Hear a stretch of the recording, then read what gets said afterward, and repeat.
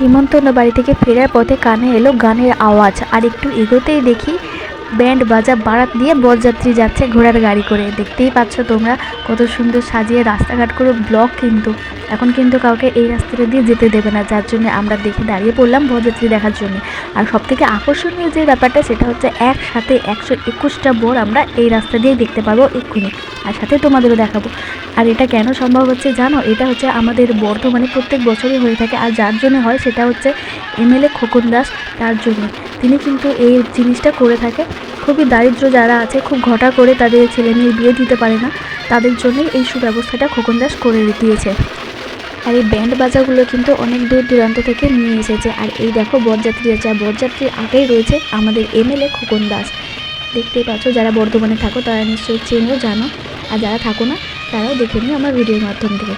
আর এই যে সব বরযাত্রী যাচ্ছে, আর বরে রয়েছে কিন্তু টোটোতে, সেটাও আমি দেখাবো তোমাদের একটু পরে। দেখো বরযাত্রী, আর আকাশে কিন্তু ড্রোন উঠছে, যার জন্য সবাই এই আকাশের দিকে তাকিয়ে তাকিয়ে যাচ্ছিলাম এখানে দাঁড়িয়ে পুরো বরযাত্রীটা দেখবো, কিন্তু হলো না, কারণ গাড়িগুলো খুবই স্লো এগোচ্ছিল। এরকম হতে থাকলে আমরা বাড়িতে তো লেট হয়ে যেত, তাই আমরা স্কুটি নিয়ে বেরিয়ে পড়লাম তোমাদের দেখানোর জন্য। এইরকম বরযাত্রী আগে কখনো কেউ দেখেছো? আমি তো কখনো দেখিনি, আমি তো বর্ধমানে থেকেও এটা দেখিনি। এই প্রথমবার আমি 121টা বরযাত্রী দেখছি একসাথে। আমার সাথে সাথে কিন্তু তোমাদেরও দেখিয়ে দিলাম 121টা বরযাত্রী।